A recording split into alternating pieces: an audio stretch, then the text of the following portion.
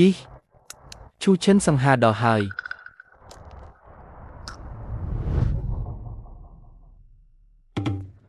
នេះឬដែលហៅថាអារម្មណ៍ថាមានគេការពារឈូឈិនល្មមហើយ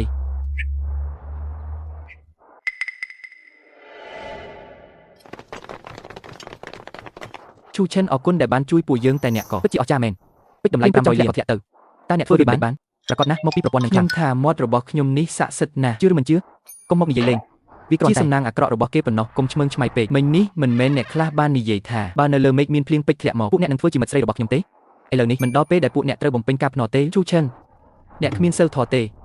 ចាំមើលពេលមនុស្សម្នាក់និយាយមិនដូចចិត្តមិនចង់ចាញ់ទេមិនអាចចាញ់ទេឈូឈិនថ្ងៃនេះគេមិនចង់ទេតែខ្ញុំយល់ព្រមវីវីអ្នកមិនក៏ហ៊ានបាយជាងអ្នកមួយថ្ងៃរករឿងគេប្រហែលជាអ្នកដល់វ័យអស់រដូវមុនកំណត់ហើយមែនទេមិនចង់ឃើញអ្នកដទៃបានល្អសោះជឿឬមិនជឿថ្ងៃនេះខ្ញុំនឹងឲ្យអ្នកដឹងដៃម្ដងឈូឈិនអ្នកមិនក៏ហ៊ានលេងសើចជាមួយវីវីរឿងស្នេហាបែបនេះត្រូវតែពិចារណាឲ្យបានមកចប់បំផុតពេលឃើញវីវីទាញដៃនាងខ្ញុំមិនក៏ពិបាកចិត្តខ្លាំងម្ល៉េះខ្ញុំជាអ្នកដែរស៊ីជឹងឈូអ្នកកំពុងគិតអីនាងជាកូនប្រុសរបស់មិត្តសម្លាញ់របស់អ្នកណាខ្ញុំមិនបាននិយាយលេងទេខ្ញុំបានជួយបងជាងឲ្យរួចផុតពីទុក្ខលំបាកហើយហេតុអីបានជាគាត់នៅខាត់ខ្ញុំទៀតឬមួយគាត់ពិតជាដោយសាររឿងយប់មិញហ្នឹងបានលងចិត្តលើខ្ញុំមែនជប់សិនគាត់ជាមិត្តភក្តិរបស់ម៉ែខ្ញុំសោះខ្ញុំមកគិតផ្ដេសផ្ដាស់អីនៅទីនេះបងជាងថារឿងជាលេងសើចគឺលេងសើចហើយខ្ញុំមកទីក្រុងនេះគឺដើម្បីរកការងារធ្វើរឿងស្នេហាត្រូវទុកមួយឡែកសិនចោះទៅរឿងបានដោះស្រាយហើយអ្នកទាំងអស់គ្នាប្រហែលជាហត់ហើយយើងទៅផ្ទះវិញឆាប់ស៊ូជីងឈូ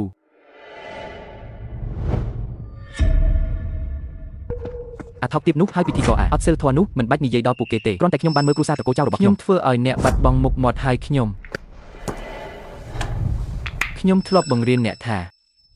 អ្នកមានអំណាចប៉ុន្តែបែរជាអនុញ្ញាតឲ្យមនុស្សអាឡេវតូចដែលគ្មានប្រភពច្បាស់លាស់ម្នាក់យកមុខមាត់ត្រកូលចៅរបស់យើងទៅជន់ឈ្លីក្រោមជើងរបស់វាប៉ាក្មេងនោះពួកគេពិតជាមានមន្តអាគមខ្លាំងណាស់ពេជ្រដ៏មានតម្លៃដែលរក្សាទុកយ៉ាងត្រូវគេបោះបង់ចោលនៅទីនោះខ្ញុំហាក់ដូចជាមានពេជ្រធ្លាក់ពីលើមេឃហើយក្នុងឃ្លាំងរបស់ពួកយើងពេជ្រតម្លៃ500លានបាត់អស់ហើយអាយ៉ាពេជ្ររបស់គ្រួសារយើងត្រូវបាត់ទៅហើយវិធីលួចនេះមិនធម្មតាទេកាមេរ៉ាសុវត្ថិភាពនៅទីនោះមិនបានចាប់យកអ្វីសោះឯកាមេរ៉ាក្នុងឃ្លាំងវិញគ្មានប្រតិកម្មអីសោះពេជ្រដល់ទៅ500លានឯណោះពេជ្រនឹងក៏លេចចេញភ្លាមនៅចំពោះមុខមនុស្សតែភ្លាមនោះពេជ្រទាំងនោះក៏បានទៅលេចឡើងនៅឯក្រុមហ៊ុនស៊ឺនៅឯមុខទ្វារតើអ្នកចង់មានន័យថាគឺអ្នករៀបចំកម្មវិធីនឹងជាអ្នកធ្វើមែនទេឈីងមិនក៏នាងមិនទាន់មកទៀតនាងទៅធ្វើអីនេះដើម្បីអបអរសាទរបងស្រីជីង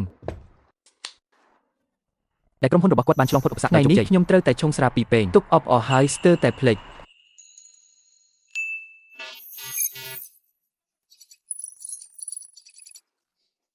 ចាប់ឆ្នោតហើយត្រូវប្រញាប់ត្រឡប់ទៅបន្ទប់មើលថាអាចចាប់បានរបស់ល្អអីខ្លះបងស្រីជី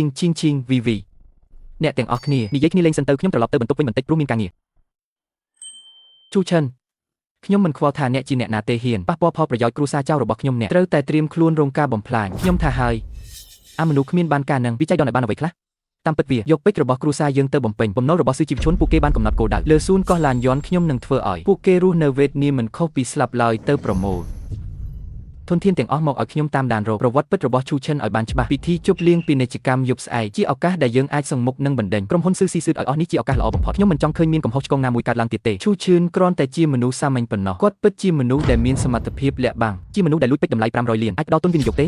ឆាប់ទៅរកមនុស្សក្នុងសំណុំរឿងនោះដើម្បីស៊ើបអង្កេតក្មេងនេះច្បាស់ជាមិនធម្មតាទេបាទខ្ញុំយល់ហើយឪពុកឥឡូវនេះខ្ញុំនឹងទៅរកឈូឈិនភ្លាមមិនថាយ៉ាងណាអ្នកជាអ្នកណាទេចំពោះទ្រព្យសម្បត្តិត្រកូលចៅរបស់ខ្ញុំគឺគ្រាន់តែយកមកប្រគល់ឲ្យប៉ុណ្ណោះស៊ីថងខ្ញុំចង់ចាប់ឆ្នោត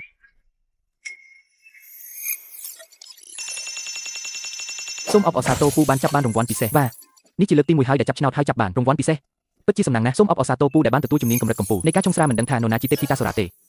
ទើបផ្ដល់ជំនាញឆុងស្រាឲ្យមកសាកល្បងខ្ញុំនឹងរងចាំស៊ីថងនេះជាការទូទីទុកមុនអំពីបៃឈឹងកូនស្រីតូម្នាក់នោះដែលកំពុងលីស្រានៅក្នុងបារមិនមែនឬឱកាសល្អខ្ញុំនឹងសម្ដែងទាំងអស់នេះមើលខ្ញុំនៅថ្ងៃក្រោយមកសាកភ្លក់ស្នាដៃខ្ញុំមួយកែវនេះទៅ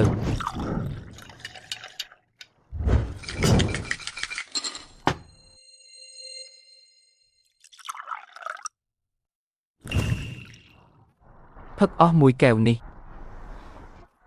ធានាថានឹងភ្លេចរឿងពិបាកចិត្តទាំងអស់ទៅរសជាតិរលោងស្រទាប់ច្រើនមានភាពសម្បូរបែបណាស់ឈឹងស្នាដៃអ្នករីកចម្រើនខ្លាំងទៀតហើយមិនត្រឹមតែរីកចម្រើនទេឈឹងរបស់យើងនេះជាកំណប់ទ្រព្យរបស់បារ៉ូជាអ្នកជំនាញប្រចាំហាងតែម្ដងក្នុងវិស័យលីស្រាទាំងមូលនៅជាងឆឹងក្រៅពីលោកគ្រូវាងគឺនាងនេះហើយពូកែជាងគេឈឺអ្នកឆាប់ភ្លក់មើលនេះគឺជាស្នាដៃពិសេសរបស់ជីងធានាថាអ្នកនឹងបើកភ្នែកធំហើយឲ្យនាងផឹក នាវជាវម៉ូដានគឺខ្ជិះខ្ជាយស្រារបស់ខ្ញុំ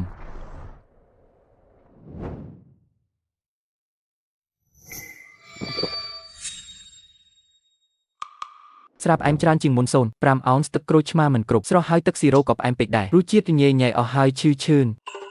អ្នកកុំស្មានថាអ្នករៀនពីក្នុងអ៊ីនធឺណិតពាក្យបច្ចេកទេសពី3ម៉ាត់គឺអ្នកពិតជាអ្នកជំនាញហើយខ្ញុំប្រាប់អ្នកថាអ្នកមិនមែនជាអ្វីទាំងអស់ឈីងប្រហែលជាមិនសូវស្រួលនឹងផឹកទេក្មេងម្នាក់នេះល្អគ្រប់យ៉ាងគ្រាន់តែចូលចិត្តនិយាយអួតបន្តិចបើផឹកមិនដឹងទេអាចនិយាយត្រង់បានមិនបាច់ធ្វើពុតជាដឹងទេនិយាយការពិតបែរជាគ្មានអ្នកណាជឿ